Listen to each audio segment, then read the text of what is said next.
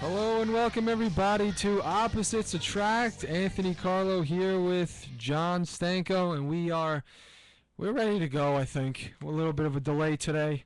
Went over. You and Benzino the Hero ran a bit late. Yeah, me and Benzino, we're laughing a lot, so I would probably say that's why that happened. But nonetheless, we're here now, and we are ready to talk your sports. We are ready to talk the sports everybody wants to hear. What do you want to start out with, Anthony? Well, I mean, you know what? I mean, just in general, I think people like to hear about the tournament, the NCAA tournament, March Madness. We talked a lot about this last week, but I think it's worth it. And a couple of things happened since we last talked about it. The Sweet 16, the Elite 8. We're already to the Final Four. But I'd say there were some impressive Elite 8 games that, certainly to me, there were many of them. What about you? Well, I mean, out of the Elite Eight games, I think safe to say easily the best game in my mind. Even though the final score wasn't as close as they said it was, the Kentucky-Michigan game, the 3-point win for the Wildcats over the Wolverines was fantastic. I mean, the Wisconsin-Arizona game going into overtime, number one seed going down, that has all the excitement built into it. But I think from just watching the game, I got more out of the Kentucky win over Michigan. Connecticut played great against Michigan State. We're going to get into that one because Shabazz Napier is a man on a different planet right now. I know why we'll get into that one. We'll get into that one so John could say he was right. I know that is right. Why we will get into But and then the Florida Dayton one, I knew Florida was going to win it. I didn't think there was much shot for the Flyers. So, to be honest, I watched that game knowing the final was already 10-point win for Florida. It could have been more. But overall, I'd say pretty good Elite 8. I'd say the Sweet 16 also was pretty good for the most part. But overall, I think that the latter half of this tournament is starting to live up to the hype, and now we're finally down to the Final Four. So talk to me about your beloved Kentucky. And I'll say that I don't like Kentucky. You don't like Kentucky? I'm not a fan of Kentucky. Oh, you're not? I respect Kentucky. I respect John Calipari and that program because they win, but that doesn't mean I am a fan of them, if you will. They get the Derek Jeter treatment. Oh, I see. The Derek Jeter arrogant. You know, we win, so we. Well, Kentucky's arrogant. That's not. Well, no, that's it. But you can't compare Jeter to Kentucky. I'm saying that I don't like. You know who them. agreed with you a couple of nights ago? You know who did? Who My father. Just because your father is a great man. My father said Derek Jeter has an arrogant winning attitude. I love and he's your a dad. Yankees fan. I love your dad. And I said to him, I'm glad your dad's smart. About. I'm glad that your father's. Are you calling me dumb? I'm saying you must have got your mom's jeans. Hopefully she's not listening. I hope not. I just got myself in trouble with Mrs. Carlo. She probably did. Oh boy. I'm sorry, Mrs. Carlo. I'm sorry. It was all in good fun. Well, that's bad. Yeah, well, you know, she'll punch my But your dad father's right. But your father's right. Okay. And, of course, Michael Demerges, mascot professor, also believes he's arrogant as well. So you have the odds stacked up against you, sir. I have nothing. I think it is time nothing else that you ever acknowledge. People hate me for reality. liking Michael Kay. People hate me for liking Derek Jeter and thinking he's not arrogant. People, you know, I'm just a hated person, I guess. You just have unpopular opinions. I think that's more like it. I think people think I'm nice, but they just don't like what I have to say. I'm not that I don't like what you have to say. I just think you're wrong. I just think you're wrong. Which is often. It is often. You know, I was so mad about my phone not coming. I was going to play Why Can't We Be Friends in the beginning of the show. Unfortunately. That's what's coming, so please stop. Don't stop listening to the show because you can stop after you hear that song. Are you going to sing along to it? Yes. I think that'll only be fair. Exactly. But anyway, Kentucky. You started this argument when I was making a very clear, concise point. Saying that Kentucky is like Derek Jeter in the sense that they win and you have to respect them, but they're arrogant, just like that's what John Calipari is as the coach of Kentucky. Okay. I'll bite my tongue on that one. Let's just talk about basketball. Bite your tongue, it's correct. No. The only thing I'll bite my tongue about is the Jeter comparison. That's the only thing. That had nothing to do with the fact that Jeter's arrogant. That was strictly on the fact that I respect them, but it doesn't mean I need to like them. I agree with you with Kentucky. He's arrogant and all of that. Fine. I just didn't agree with the correlation to that means that Derek Jeter's the same way.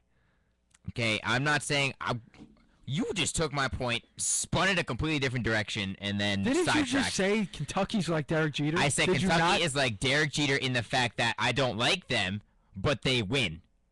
And then you were like, oh, but he's arrogant. So then you just started this argument, and you cornered yourself because you said your father was right and you were wrong. So let me rewind and forget that. I thought you said it's because they're arrogant, both of them.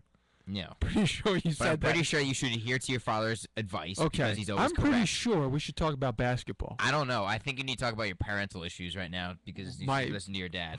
Well, you know what? I listen. First I'm of gonna all, call Mr. Carlos say you're grounded until you. we until have a you- phone here. You know, he can call in anytime he he can wants. call in anytime he wants. Mr. Carlos, feel free to call in. What and- is the and number here again? It's written on the machine. Oh, okay. The number is. I can't see the number. You have glasses and you can't see the 633? number. 2369. That is the number. 914. Call in. We'll love to take your calls. 914 area code. 914 area code. We're gonna get a call. I hope we get a The call. question is, Then how do you we? have to figure out how The to work question the is, machine. how do we And answer the call? I'm gonna enjoy watching you figure out how to answer the machine. Well, I heard Pete say we have to put it on the pod. We have to take we'll put the we'll phone worry call about on. that if it comes up. Yeah. Okay. Anyway, If it back comes to up. the Back to Kentucky. basketball after you sidetrack. Thank you for sidetracking us, John. Thank you for talking in circles around the topic. Of course, not a problem, Anthony. Anyway, Kentucky, balanced scoring. 7 players, right? 7 Mhm. players with at least 8 points. They were the preseason number 1. Everybody had them on the highest pedestal. They came into the season, showed us all that they're not inhuman. They lost some big games. They proved they can be dysfunctional on the court at times. But right now, this is what matters. They're tying everything together, and they're on a hot streak. They're not one-dimensional by any means, in my opinion. I feel like offensively, Randall is somebody who's not taking the whole load because you have the twins there helping him out. And I feel like that makes them very dangerous. I agree with you. I should say about that Elite Eight game against Michigan, Aaron Harrison hit the game-winning three-point shot from the left wing, I believe it was. Yeah. The fact of the matter is that was an ill-advised shot. Like, I don't think that was a shot Calipari drew up or he wanted him to take, but he knocked it down. I mean, the Michigan defender played the best defense he possibly could. That was just a case of, wow, he hit that shot. You know, I don't get to correct you too much on this show because you're usually right. Correct me. And- How? I'll, Like, I'm curious as to I'll how, only say this because what I John, s- because I heard John Calipari say it himself. Did you hear him talk about the game I or did no? not. I did Okay, not. so then you are freed of any wrongness in this Okay, situation. I did not hear this comment. John Calipari told him to take the 3. They won't Really? defend you on it. That's what he said too. My counter argument is they did defend him on it, and the defender played phenomenal defense, but Harrison just hit the shot, Right. knocked it Well, down right in front of his eye. I'm just telling you what defender's Calipari told him. All right, you're Before the fair. play. You are correct. All right, So- I watching that, I was like, why are you taking that? Oh my God, he hit it. It was like, what are you Exactly, doing? yeah. Oh my God, great shot. I felt the same way as you until I heard him say afterwards that's what he wanted him to do. I did not know that, so I stand corrected. I acknowledge my mistakes. But Just like you should acknowledge that your father's right about Derek Jeter. okay, well, I guess we'll revisit this through the whole show. That my father's right about that. I John just guess. loves to hear a Yankees fan, I guess, agree with the Red Sox geared opinion. Agree of with his the own. majority of baseball's opinion, more like it.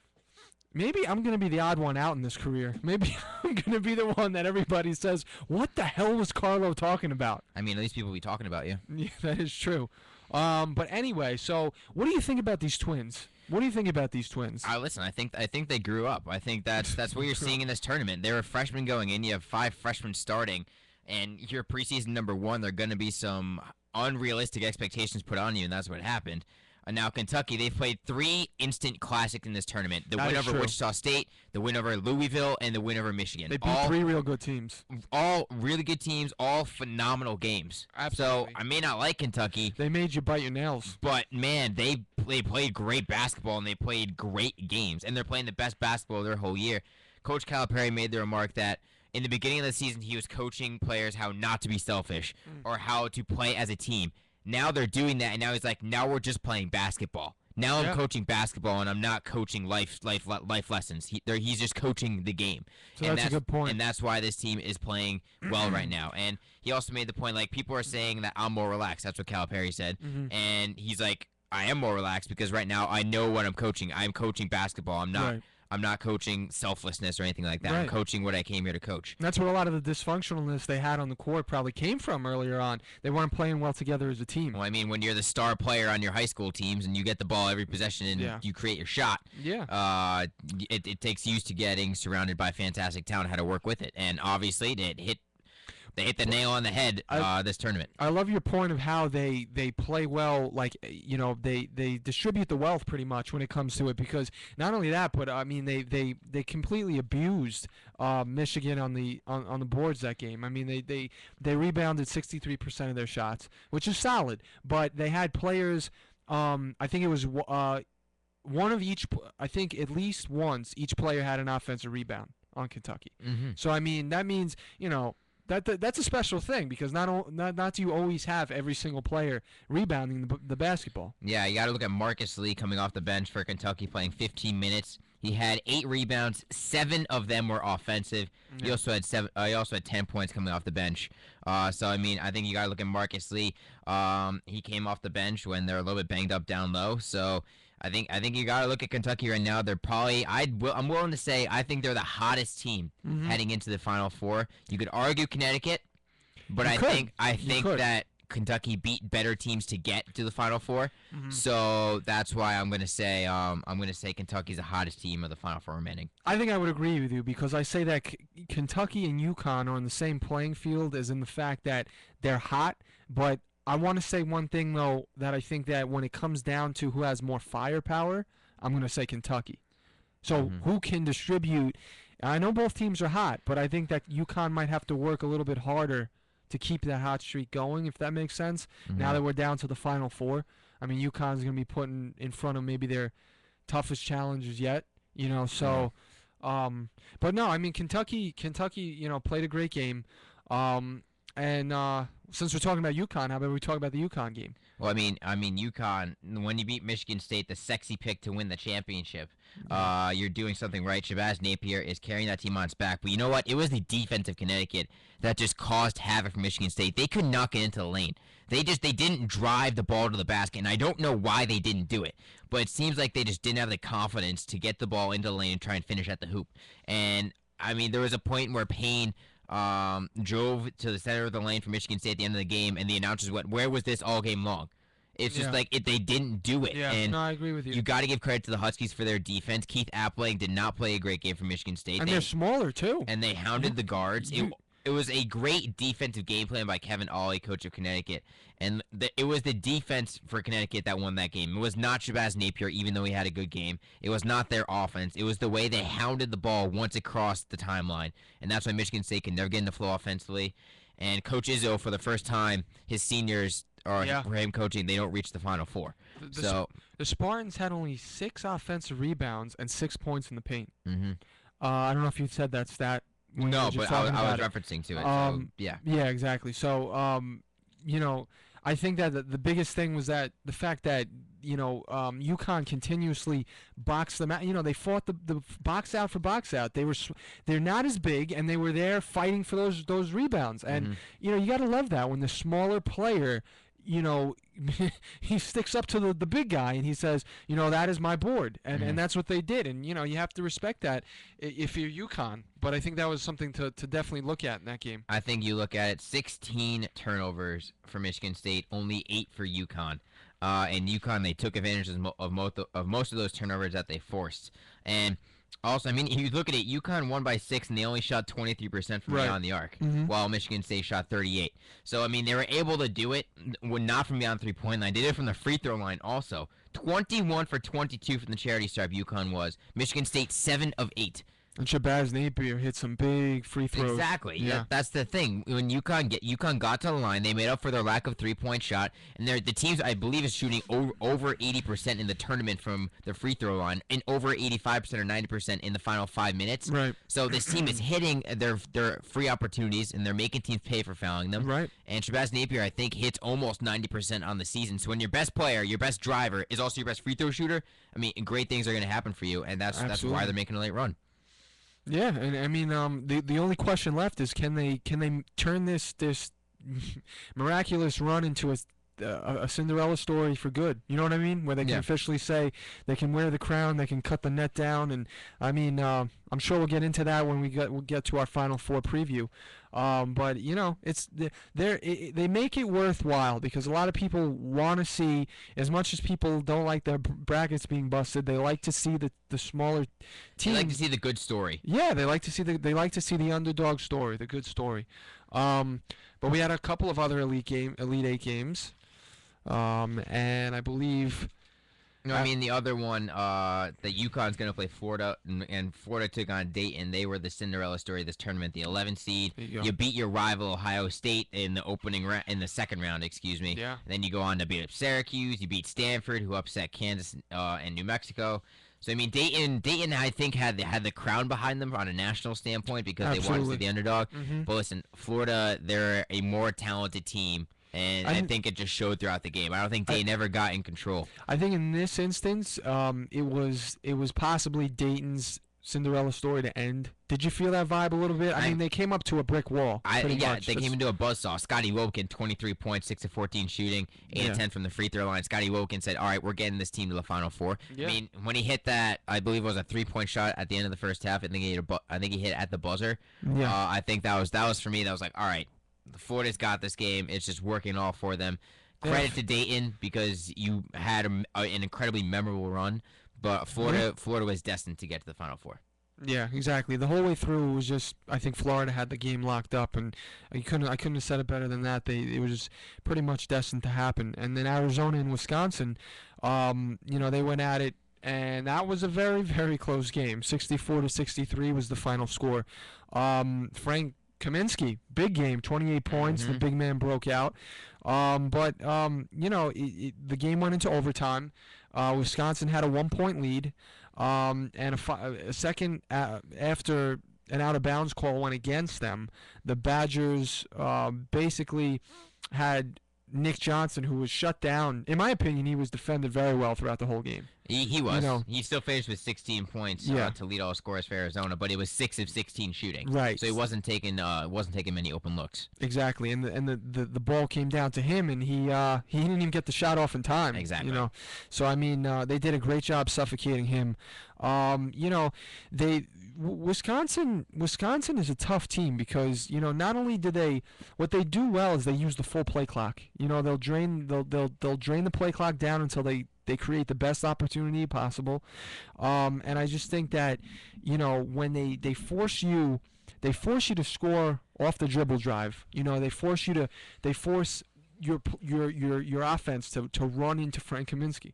I think that's what ultimately it comes down to, and then he's a tough guy to run into. I mean, that's incredibly true as I speak good English here on WICR. That's incredibly true. I think Wisconsin, what makes them so good is they have so many people who can score. And I think that when they waste down that shot clock, when they get it down to the final 10 seconds, you don't know who to key in on as a defense because you have everyone on the floor who can hit a mid-range or long-range jumper if there's a kick out after a late shot clock drive. Absolutely. That's what makes them so dangerous. That's what Arizona fell prey to.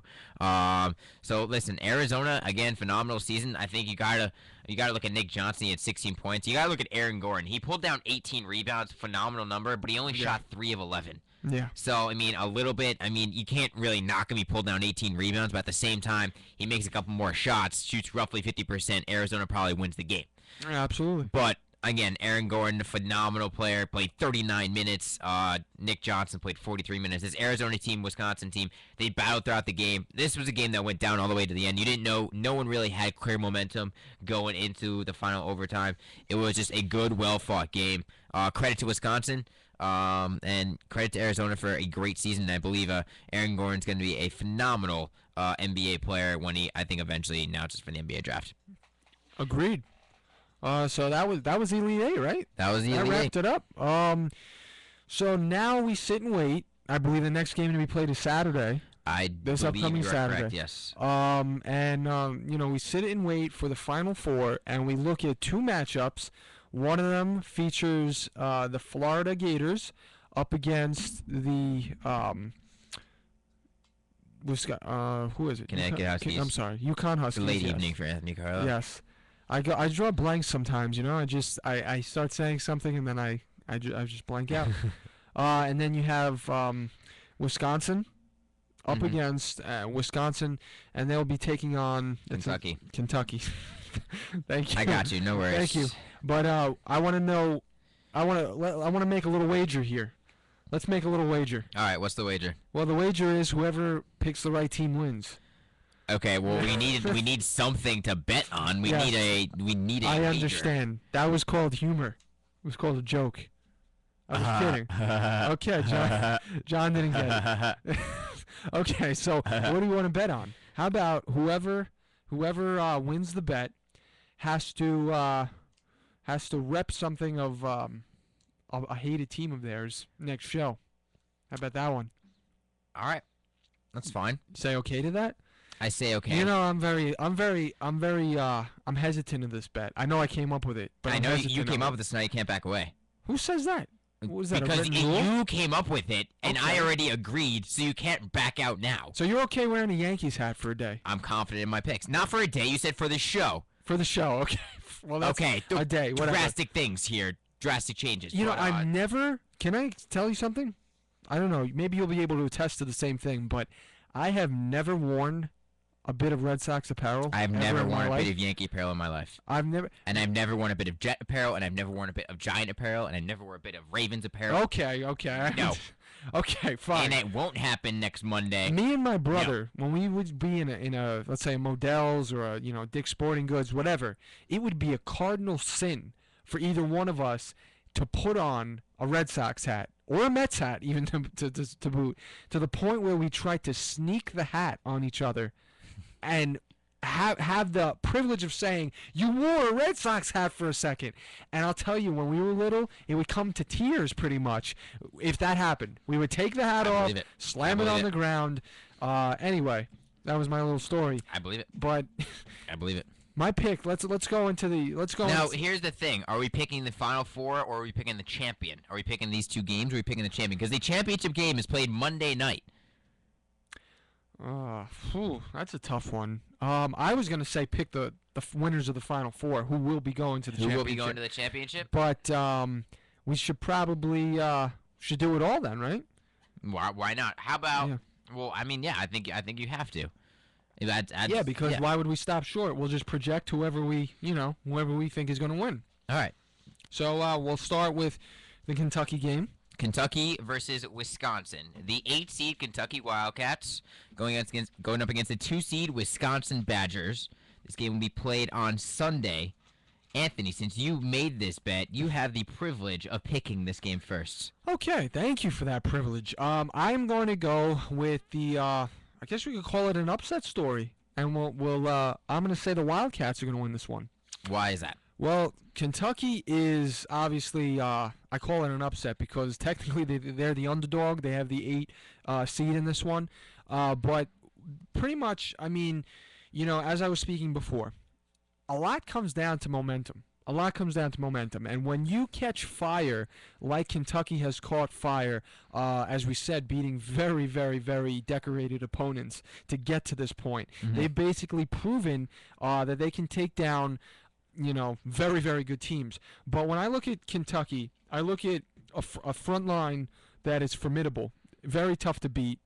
They're very good at as we talked about before, getting rebounds, not just one player doing one thing, but having in their last game they had 5 different players, each one of them had at least one offensive rebound. Things I feel will not be all on Julius Randle's back, I feel, in this game, and I feel that with the twins that he has to complement him, they have the ability to lead a well-balanced attack against Wisconsin. Now, the thing about Wisconsin is that 3-pointers for them are very valuable. They have gone cold from behind the arc. They shot 35% against Arizona, who's a very good defensive team. You gonna call that cold? Look, cold is cold. That's not cold.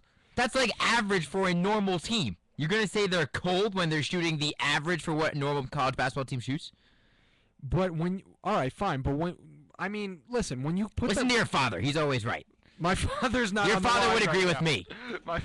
He probably would. But listen to me. All right, fine. But how about if they what they did, they shot 35% from behind the arc. Fine. You consider that average? You're saying for a normal I'm saying team? that's not bad. Like you're saying that's ice cold. That's not bad. I mean, it's not up to their par, but it's not bad. Okay, so what says that they're not going to be just average again against Kentucky? I don't know, but I just disagree with you saying that they're cold. 3-pointers are their most valuable asset. So call it whatever you want. Maybe it's not cold. Maybe it's not ice cold. It's an off night, a little bit below par of what they normally do. If that's your go-to thing, it is one of their more valuable weapons. How could you say that it's not going to play into this game against Kentucky? I'm just saying it's going to play into it, but I'm not disagreeing that Wisconsin needs to hit 3-point shots. Oh, so are you disagreeing with the fact that I said cold Yes, instead of that's below all par? I'm disagreeing with. Okay, fine. I'm just picking a fight. All right, fine. Cold, forget it. They didn't go ice cold. They went below par. There you go. I'll rephrase. Proper word choice here. I'll rephrase one word. Proper word choice. But anyway, I mean, if you could say in their favor that if they can stifle Nick Johnson, why can't they stifle Randall? Mm-hmm. But then Kentucky, as I said, Aaron Johnson. I'm sorry, Aaron Johnson. Kentucky, they've been putting up with a lot. They've been putting a lot on other players at this point. They've been spreading the wealth. So I feel like if you have a balanced attack like that, it's not rocket science. It's the fact that if you shut one player down, I feel like you have a team around you that has been hot. Look at who hit the winning shot in the last game. And I just feel like their momentum is going to carry them to another victory. All right, so we're going to disagree on our first pick. Okay. I like the Wisconsin Badgers in this one. I think that they're 30-7 on the year. I think they were really underrated in their conference, and I think the biggest thing to look at is that they are ranked number 2 in the country in offensive turnover percentage. Kentucky is unstoppable when they get in transition with the athleticism that they have from all 5 players. If you get them going up and down the court, nobody can stop them. They struggle more in a half-court set. Mm-hmm. Now, what I'm saying is that Wisconsin, they are not going to turn the ball over. And when they make their shots, they're going to force Kentucky to play in the half-court set and try and run a set offense, which they're not as good at running. So I'm putting faith in the idea that Wisconsin will not turn the ball over like they haven't all season long. I think that they will hit at least 35% from 3 or above that. And I really think that Wisconsin, I think that they're a balanced team. I think that Kentucky's going to have a much harder time keying in on someone to stop. Because as much as Michigan is a very talented offensive team all the way around, Stauskas is their best player, and you have to stop him. Wisconsin doesn't have that person you absolutely need to stop to win the game. Granted, they have a lot of good players, but I think that they were underrated in the Big Ten. I think that this is the first time I think this head coach. I'm just forgetting his name off the top of my head. The Wisconsin head coach is really going to bother me. Bo Pelini? No, is it Bo Pelini? No, it's not Bo Pelini. I'm literally just blanking on that. Yeah, I can't remember it either. But it's his first time in the Final Four as a Wisconsin coach. So you know what? I think that I'm going to ride with Wisconsin. I think that Kentucky, I think that they're not going to be able to get in transition. I don't think they'll be able to force the turnovers that they need to win. So I'm going to go with the Badgers over the Wildcats in the first Final Four game. All right, well, that's a good thing because whoever wins that bet will be in the right direction towards wearing either a Red Sox shirt or a Yankee shirt or a Patriots don't forget the shirt. Hat. You'll be wearing a hat. Yeah, too. it might be easier to do the hats. No, we'll do both. Okay. I want to see you decked out in Red Sox sweats, jumpsuit, I want to make shirt, sure and hat. when you purchase your Yankee shirt, I want to make sure I I'm see. not purchasing. I want to. Well, okay, whatever. When you wear your Yankee shirt, I'll use it for kindling. I wanted to see the words the letters JETER to represent our captain on his last season on your back. Well, I'll just have World Series champs on the sleeve here so you can see that one. How's the playoff taste? Well, we you know what we missed out on it last year, but we're hungry, so we want to know what it tastes like again. All right, let's get to the second Final Four game. We have UConn and Florida. Would you like to go first or you want me to go first? Keep that pattern up? I'll go first. That's fine. Okay. Well, the Gators are 36-2. The fact of the matter is that they are the best team in college basketball right now. You're 36-2. How am I 36-2? I don't know. I just felt like saying that. Okay, moving on. You just rattled me. The fact of the matter is they're the only 1 seed remaining. I really like the play of Patrick Young. Now, the thing is that Florida, out of their losses this year, their last one came to Connecticut when Shabazz Napier missed a late second jumper and then got his own rebound, then put it at the buzzer to win it. Now, Connecticut is playing out of their mind right now. They beat the darling pick Michigan State. But I think the extra time to prepare is going to benefit Billy Donovan, who's already won 2 national titles. as much as Kevin Ollie's been a great coach, this is his first time to the Final Four as a head coach, and he's not as seasoned as a head coach as other coaches are in this tournament. So I'm going to go with the Florida Gators to reach the championship game and to play the Wisconsin Badgers. My argument against this one, first I'll tell you who I'm picking, and that's going to be UConn. So we disagree, and this is great. And are you happy about that? Damn, that's happy or sad? I might have to make you wear double because you're going to be wrong on 2 games. Okay, well I'm going to go with UConn. We can laugh about this when it's all said and done, but let's look at the fact. You just said it. They beat the Darlings. The UConn Huskies beat the Darlings to win it all in their last game. UConn, obviously the facts are facts. Shabazz Napier is riding high. The team's riding on his back. And when you key in on somebody like him, and if you're able to shut him down, it makes it difficult for that team to win, especially if nobody else around him responds. I understand that. Number one, UConn's hungry. We understand that. But number 2 is the fact that I'm going to key in on the fact that Florida played Dayton in their last game. Yes, Florida rolled over them. I'm not saying they did not earn a win. Obviously, they wouldn't be in this position if they didn't earn a win. They still played their game, and for that reason, they pretty much rolled over Dayton. They had pretty much control of the game the whole time. But what I will say is that UConn beat, in my opinion, a much tougher opponent, and they're coming off of a game where they really had to earn a win. And I feel like that's putting themselves in a spot to basically, if you want to call it, put another match in the fire, ignite the fire a little bit hot, to burn a little bit higher on this winning streak they're going with. And I feel like that, maybe, I'm not saying that Florida is going to fall asleep now because they just played maybe an opponent they easily steamrolled, but I am saying that it may make enough difference for UConn to be able to win this game. And I feel like the X factor for UConn is not going to be Shabazz Napier. It's going to be the key to this game is who around him is going to step up. Because I'll tell you one thing, Florida is good, as you said. They probably have the ability to shut down Shabazz Napier, even though he beat them in the last game they matched up, which is another reason why I'm picking UConn is because they've already beaten Florida, one of only 2 teams to do so this season, in the regular season. But my point is if DeAndre Daniels can step up around Shabazz Napier and be the X factor, an inconsistent but very, very, very high potential player who has the potential to score in double digits and take the load, that'll be the antidote to if Florida can shut down Shabazz. Okay. You say that you're picking Connecticut because they already beat them once this year. Yeah. That was in the 8th game of the season. Yeah.